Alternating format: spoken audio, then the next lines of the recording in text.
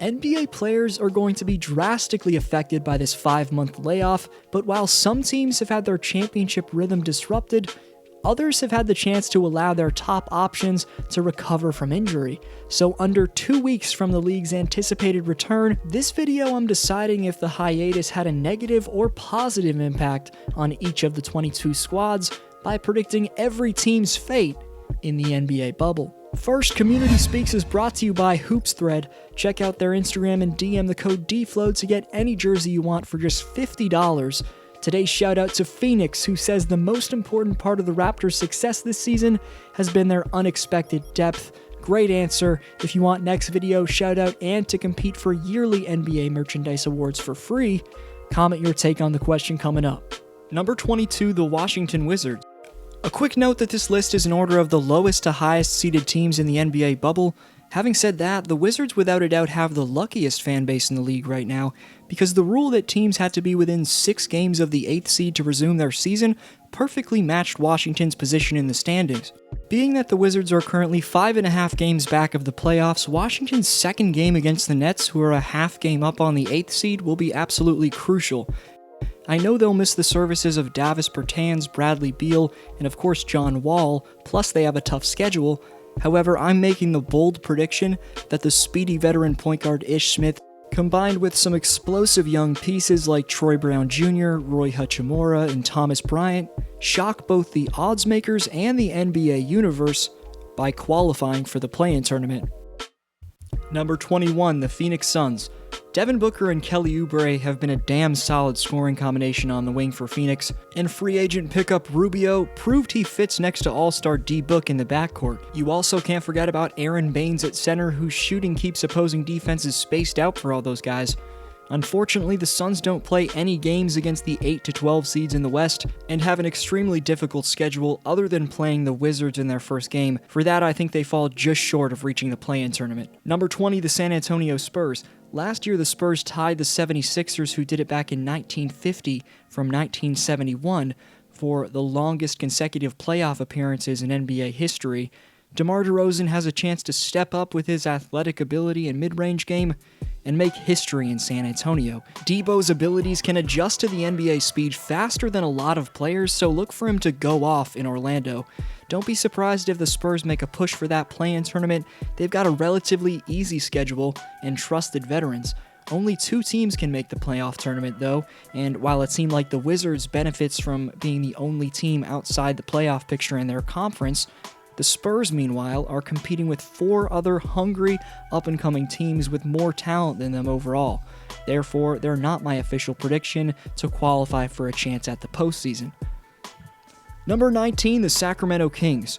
Failing to live up to expectations this season, the dynamic backcourt of the electric De'Aaron Fox and three-point sniping Buddy Hield have been granted the opportunity of a lifetime in the NBA bubble, a schedule that sees them play 6 of their 8 games against teams at seeds number 7 and below should allow them to compete in every game they're in.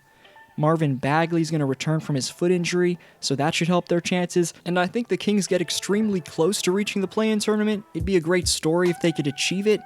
I just think they're a bit too inexperienced to take advantage in 6 of the 8 games. They'll pretty much have to go 6-0 in the games against the somewhat weaker teams they play, because in the other 2, they play the Lakers and the Rockets. Number 18, the New Orleans Pelicans. Zion recently had to leave the NBA bubble for family reasons. Prayers up for him. For younger teams, I question how unprecedented circumstances are going to affect their performance after such a layoff, and for the recently turned 20-year-old superstar in the making, Zion Williamson, with not a ton of experience, I'd say it's fair to question how effective he'll be. For as explosive and talented Zion is, we saw his lack of stamina on display in his rookie year, and I'm worried that'll be a bigger issue and end up costing the Pelicans. If he can be his superstar self, then the well-rounded Pels with JJ Redick, Drew Holiday, and breakout star Brandon Ingram can compete, but like I said, I'm concerned and I don't see that happening. Number 17, the Portland Trail Blazers. Maybe surprisingly, this is my pick to make the play-in tournament and face off against the 8th-seeded Grizzlies out west. Welcoming back big men Yusuf Nurkic and Zach Collins from injury, Rip City has high hopes in terms of playoff contention. I know 7 of their 8 games are against plus 500 teams, and it's a brutal schedule for them. But with the leadership of Damian Lillard, the desperate mantra of the team overall, plus the fact that Portland's getting their third option Nurkic back, that all leads me to believe they'll have a special stretch of games. Number 16, the Orlando Magic. An Orlando team that's eerily similar to the one that was swept by the Raptors last season is counting on development to grant them success in the NBA bubble. The Florida State product Jonathan Isaac showed steady progression in his third season, and the 5-month break allowed the 22-year-old to get close to a return from his knee injury, which kept him out months starting in January. Magic coach Steve Clifford said Isaac would need another 2 to 3 weeks, and I think if Orlando can't get him back for the postseason, there'll be a quick first-round exit. While that might have happened either way given the Magic's youth, Jonathan's a future all-star in my opinion, and for the time being has a significant impact on his team's success. Number 15, the Brooklyn Nets. Legendary sixth man Jamal Crawford's returning to the NBA thanks to being picked up in free agency by a desperate Brooklyn squad.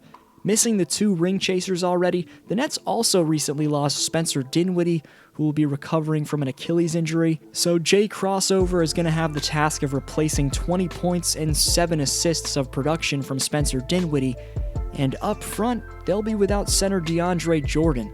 Eventually, with the Snake and Uncle Drew leading this Nets team, they could become close to championship contenders, but for these next 8 games, and even if they hang on to their playoff seeding, it's likely going to be a big-time struggle for them. Number 14, the Memphis Grizzlies. The Grizz were projected to be dead last in the Western Conference, but instead have been carried to prominence by 2 rookie standouts. Ja Morant should be voted in as the unanimous Rookie of the Year in 2020, as the man's ridiculous bounce off the dribble, combined with handles on a string and steady shooting, have given the previously bottom-feeding Grizzlies new life organizationally. The man Ja makes everyone around him better, and watching him make his first playoff appearance is going to be absolutely incredible.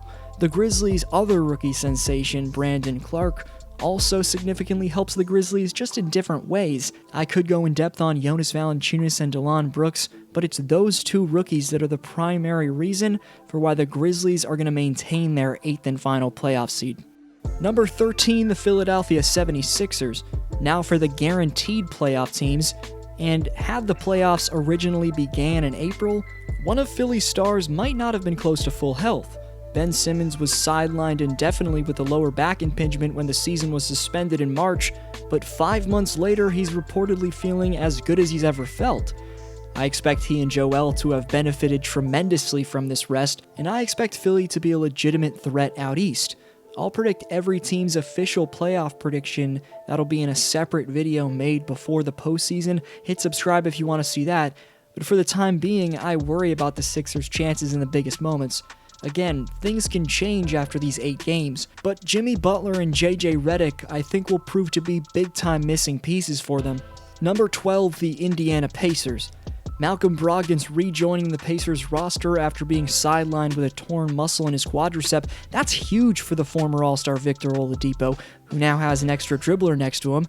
Before Vic returned from injury, though, Brogdon was putting up all-star numbers as Indy's primary ball handler, so the 2 together makes the Pacers' guard depth fairly elite. Unfortunately, their schedule is deadly, with 2 games against Butler and the Miami Heat, 1 game against Harden and the Houston Rockets, and another against the LA Lakers. So despite getting Brogdon back, the next 8 games will be a struggle for the 5th seed out east. Number 11, the Dallas Mavericks. You're looking at highlights of the biggest X-Factor producer on the Mavericks, and it's not even close. Us fans can expect the young phenom Luka Doncic to go off as per usual, but next to him, will he get the efficient 18 to 21 points per night from the unicorn Kristaps Porzingis? In the 20 games following his return from a knee injury this season, the Mavs shooting center averaged 22.3 points, 9.6 rebounds, and 2 blocks per game. The seamless ability from this man to pop out to the three-point line elusively after setting a screen opens up everything for the Maverick offense. Given that output, and the fact that the time off allowed him to recover even more from his ACL tear, I'm predicting Kristaps goes off for the Mavericks and helps them move up a seed in the West. Number 10, the Houston Rockets. Fans in H-Town have legitimate title aspirations. but the recently positive test for Russell Westbrook has sparked some concern.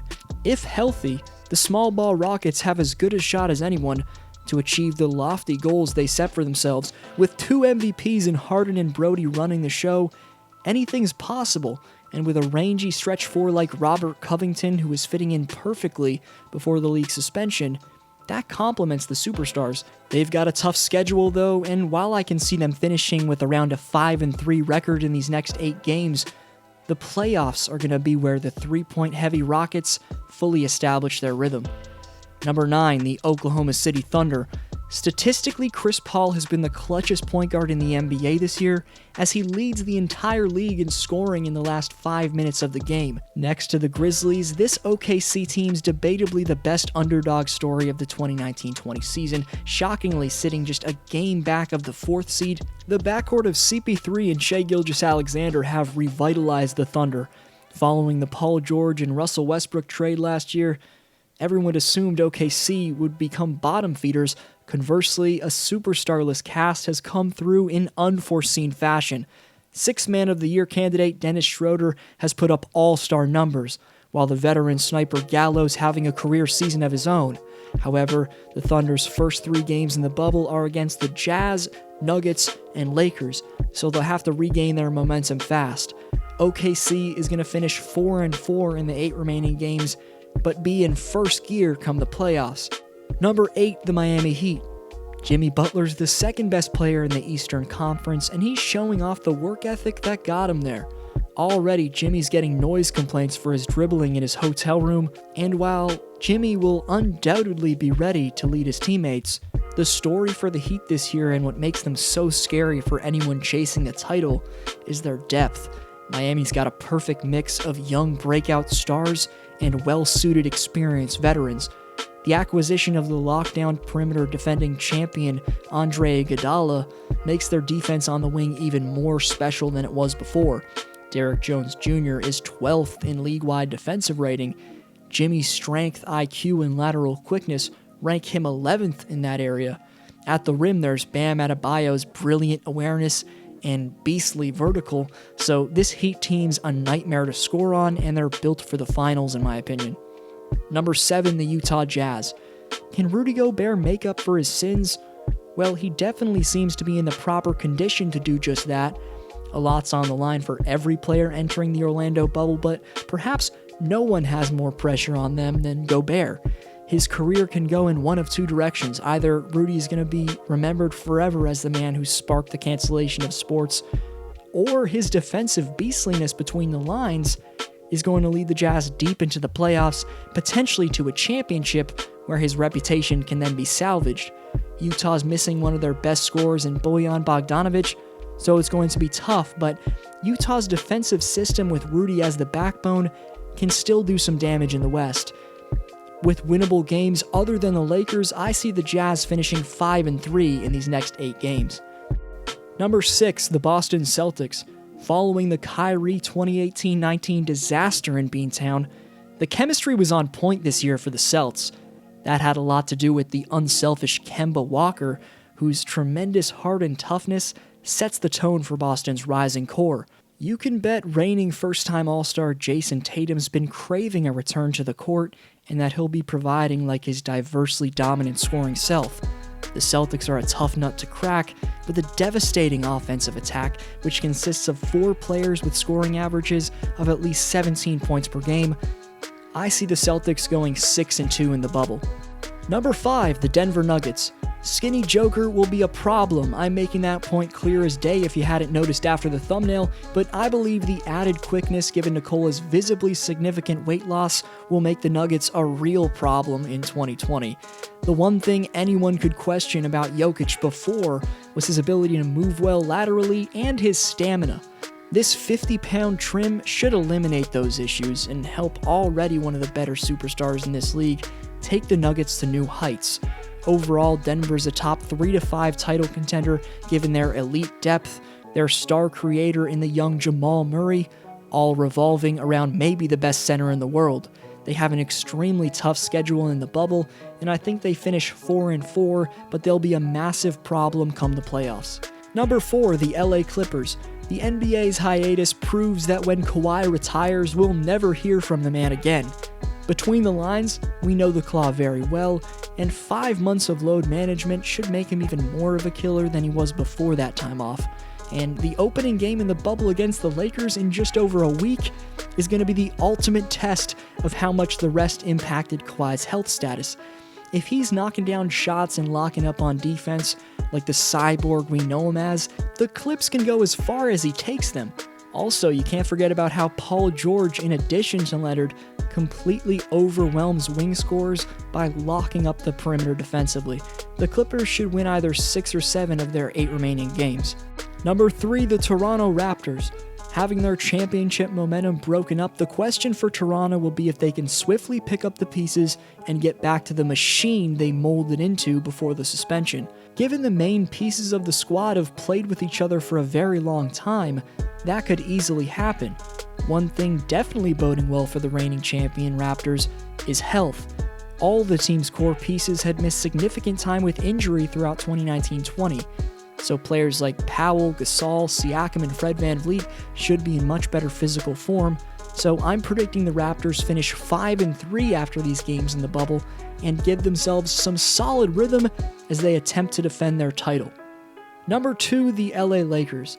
It's still relatively unknown what playoff AD looks like, and the spotlight's going to be shining bright on the man when the season tips off. Davis will have to regain the dominant form he was in and provide LeBron with consistent, superstar-like production. Meanwhile, LBJ was in zero dark 30-23 mode a little early before the league suspension, making up for early season losses against the Bucks and Clippers in completely dominant fashion. In terms of the Laker role players, the GOAT Alex Caruso and Kentavious Caldwell-Pope will have to play more minutes to make up for Avery Bradley's loss, and J.R. Smith, as I mentioned in a separate video, I think makes the Lakers a lot better. So the Lake Show finishes 6-2 in the bubble and re-establish themselves as the title favorite. Number 1, the Milwaukee Bucks. Lastly and beastly is the Greek Freak-led 53-win mauling of the NBA. Giannis is looking to cap off his likely MVP season in dominant fashion. Unfortunately, during the hiatus, his right-hand man, Chris Middleton, reportedly didn't pick up a basketball for 3 straight months. While this could have been the case for some players, there's no denying the fact that given Chris is the second option on the number 1 seed, that this is concerning. I think Milwaukee goes 6-2 in the NBA bubble, led by the generational slashing of Antetokounmpo, of course. My concern, however, for this dominant regular season Milwaukee team is that when their best player Antetokounmpo gets game planned for and forced to pass when they go deep into the playoffs, I don't think they'll have anyone consistent enough around him. As a Raptor fan, they definitely scare me, and Milwaukee could very well go on to win the finals. I just think they're beatable. But prove me wrong down below in the comments section, Bucks fans. Subscribe and hit thumbs up if you enjoyed this video. Follow me on Instagram and Twitter at DFlowHoops and answer the question for next video shoutout. Keep watching some of my recent uploads and thanks the world for the support. This was your boy DFlow, and I'll see you next video.